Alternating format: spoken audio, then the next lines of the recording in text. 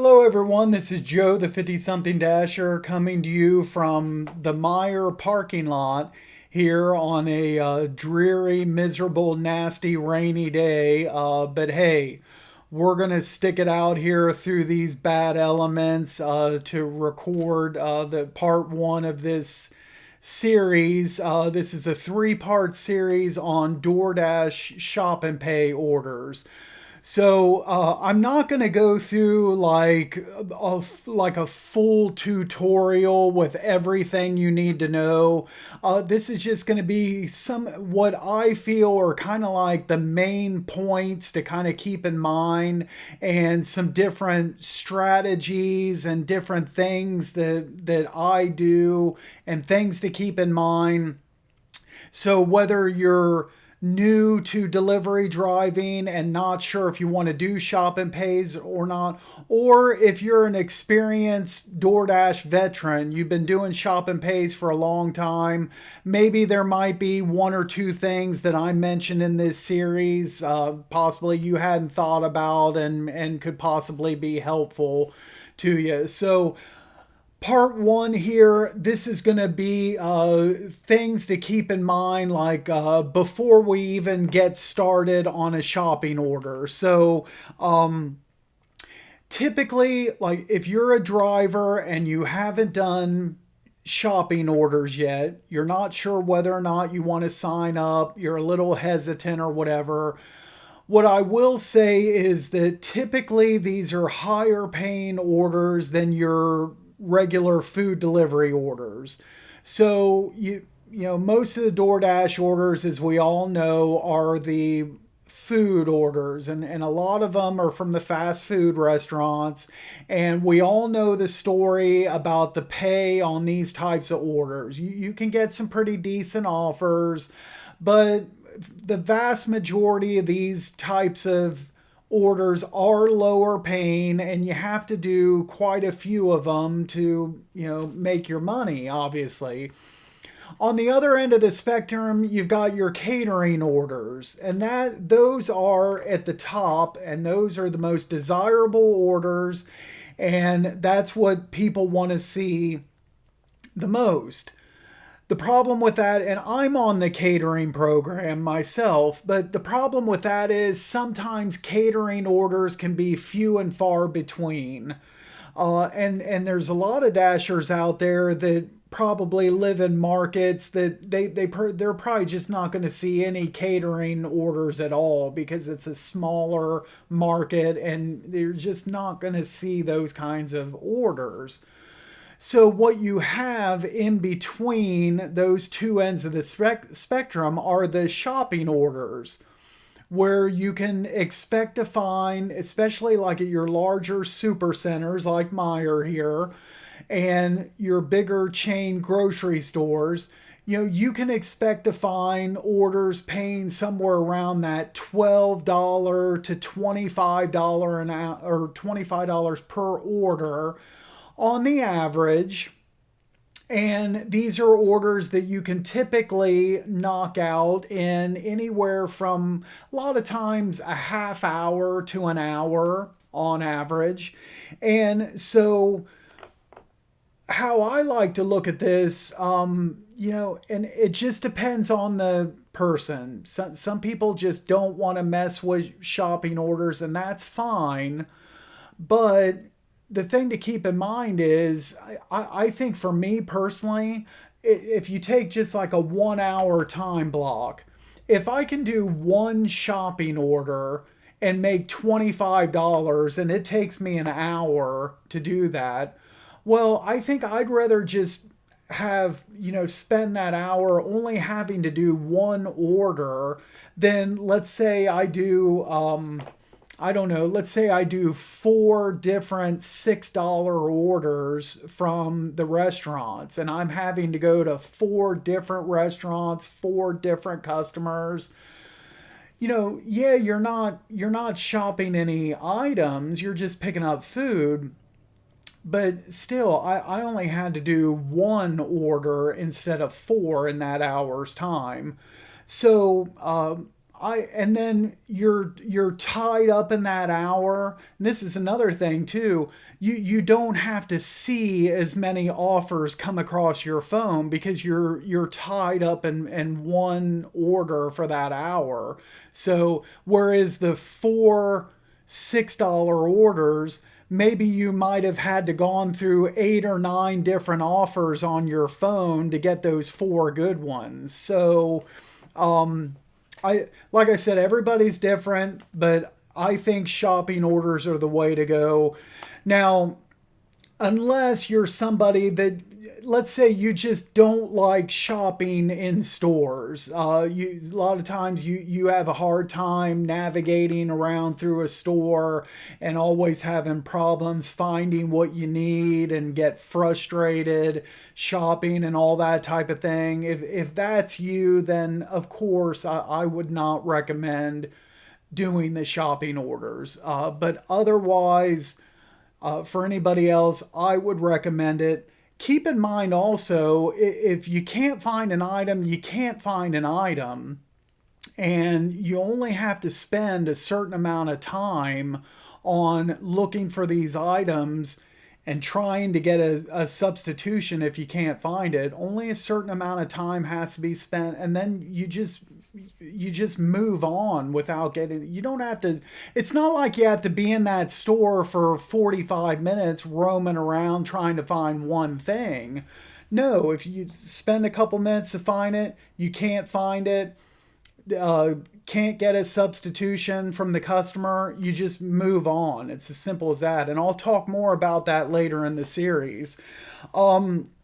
Now, you need, for these orders, you need to obtain a red card, and that's pretty simple. I'm not going to walk through all those steps, but that's all that information is on the app as far as obtaining a red card. It doesn't take that long, and it's easy to activate. I've been dashing since December of 2022, and I've had a red card right away, right from the start, and I've been using the same card this whole entire time. So that's now for me. I always use the physical card.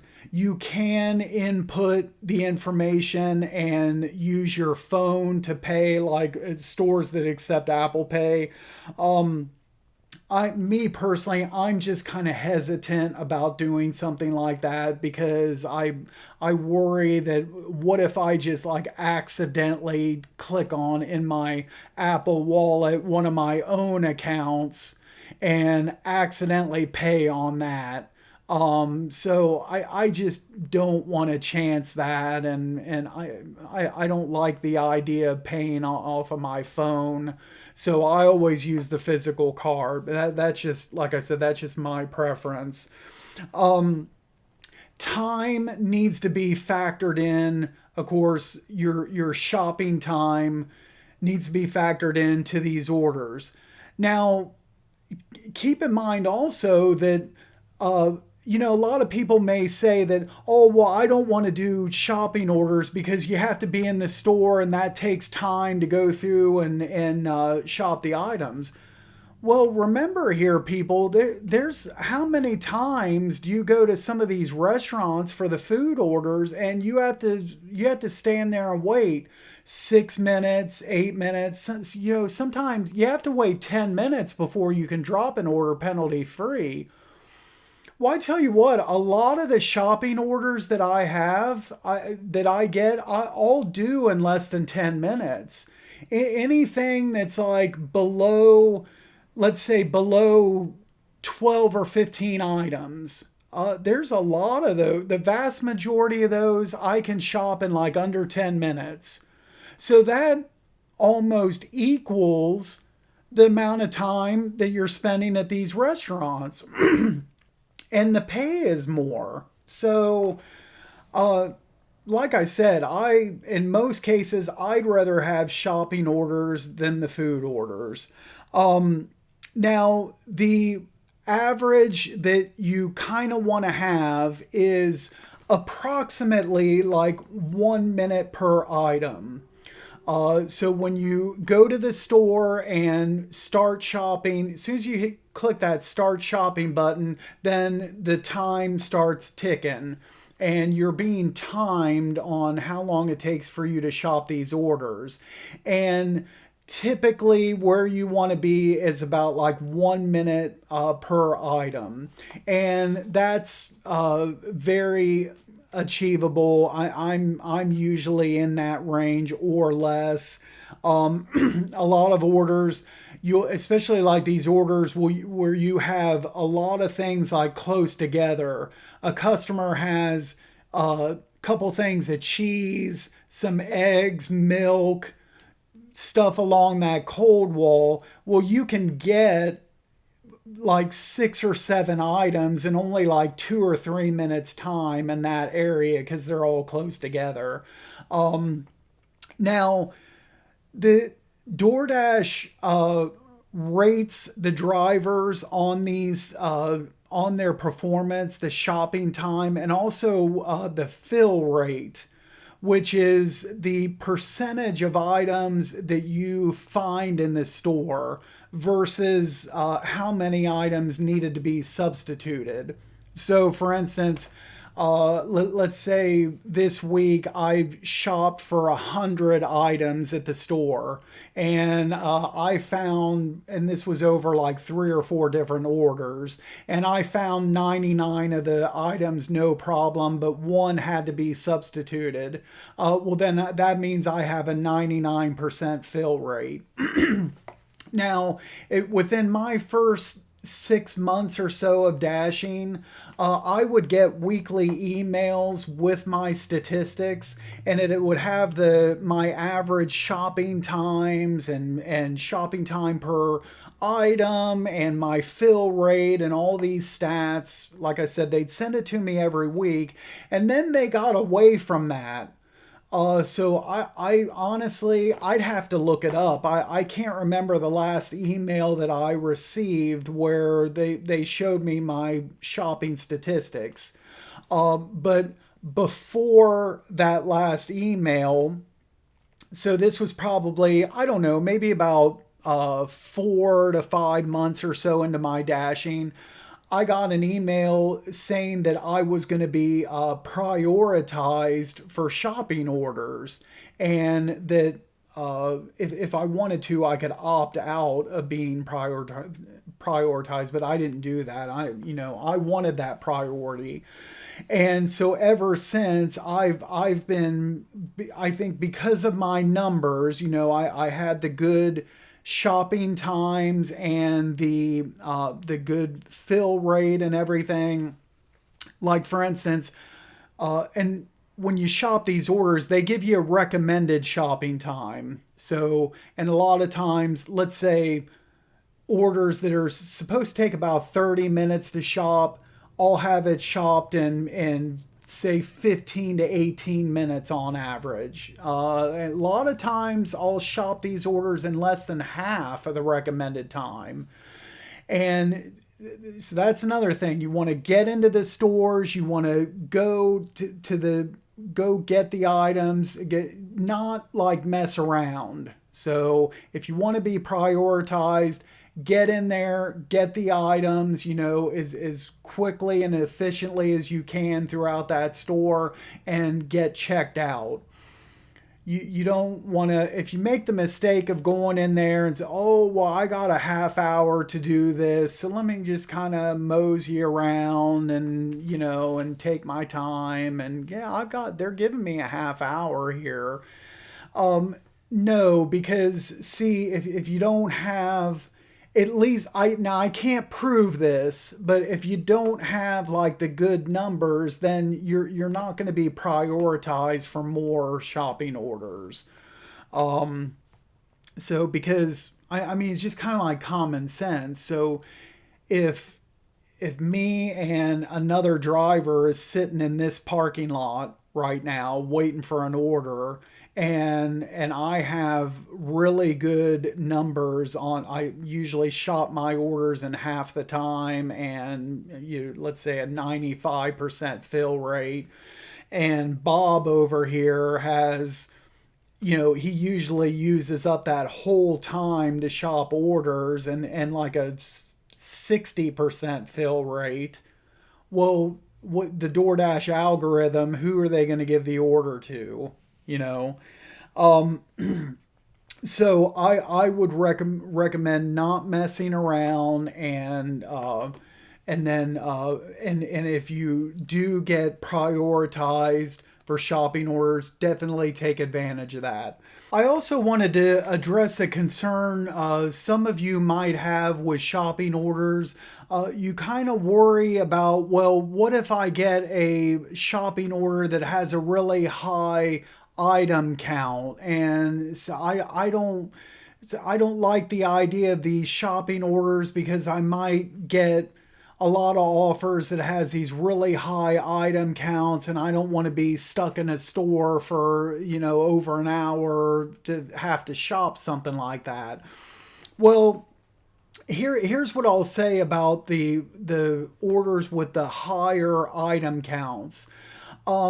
If it just depends on that. So typically how I approach that, if it's a higher item count at a dollar store, then typically I won't touch those orders, because that's normally going to be like, if you see 25 or 30 items at a dollar store, a lot of times it's going to be close to 25 to 30 different things. But at your grocery stores, a lot of times you'll have that 25 or 30 items. There could be multiples in there, especially from places like the produce department, and to where you're actually not shopping that many different items. Maybe one of these days DoorDash will start listing not only the item count, but the total number of different SKUs, or the total number of different items that you're going to be shopping for, so that people would know. But right now they don't. They just list total number of items. It can go either way.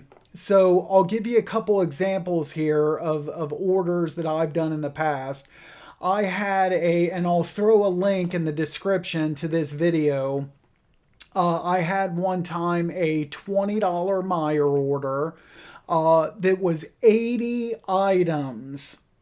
And I went ahead and took it because, so this is the grocery store. Something didn't seem right about this, getting paid only $20 to shop 80 items. I bet you anything this has multiples from the produce department. So I went ahead and took it just to see, and I was right. Okay, there was only, out of the 80 items, there was only 26 different things to shop for. And there was a lot of multiples in the produce department. And if you watch the video that I have linked, and check out that story, you can see the whole story in that video. But I completed, from the time I received the offer to when I dropped it off at the customer, it was exactly 1 hour flat. I had that order done start to finish. So that's right where I'm looking to be on these shopping orders, is right around $20 an hour. And so I took a chance on this. I accepted the offer, gambled, and I did the whole thing in 1 hour. So that one worked out. Now, it can go the other way as well. So another example this was before I started posting videos on YouTube, so I don't have a video about this, but I had one time it was about a $65 offer. The highest paying shopping offer that I've ever received is like $65 for, like, it was close to 100 items. And I took it out of sheer curiosity, just like the 80 item order. What is this order going to be? So I get to the store, and this was different than that previous order I just talked about. This didn't have as many multiples. It was items from all over the store. The customer had some weird, like, tricky items from, like, even from like the jewelry department and hair accessories and all this weird stuff, and a couple prepaid cell phones and like all kinds of tricky stuff. Okay. And I spent about 15 or 20 minutes on this order. I only had, like, at that point, maybe 25 of the 100 items done. And I was already ran into like 3 or 4 things that I was having a hard time with. And I just decided to just go ahead and drop that order and let another dasher have it. So that's another thing. You can, on orders like this, is I hardly ever drop restaurant orders. I hardly ever have a need to. So I usually have a really high completion rate, and that way I can afford to gamble on some of these high item shopping orders. So let's say I get another order tomorrow that's 80 items. I might go ahead and take it, get to the store, see what the list is, and if it's going to be extremely tricky, then I'll just go ahead and drop it and take the temporary hit on my completion rate. Or it could work out, and like that previous order that I talked about, $20 80 items, I did it in an hour. So it just all depends. But the point is that, don't let high item counts scare you, because sometimes there is a lot of multiples and you can shop it in a reasonable time, and it ends up being a profitable order for you. So that's all I have as far as everything leading up to the actual, like, shopping itself, and the rest of the process after that. Watch next week's video. Next weekend I'll post episode 2, and we'll go inside the store and I'll go over some things about, like, actual shopping these orders and substitutions and things like that. So don't miss part 2 next weekend. Thanks so much for watching. I'm starting to get a little bit chilly out here in this, this wet rain and everything. It's kind of nasty out here. So I'm going to get inside, and thanks for watching. Hope this helps some people, and make sure to drive safe out there, and we will see you next time. Thanks again. If you enjoyed this video, make sure to hit the like button. Subscribe to my channel if you haven't done so already. Check out my other videos. A lot of good stuff, a lot of information for all things DoorDash. And we will see you at the next video. Thanks again for watching.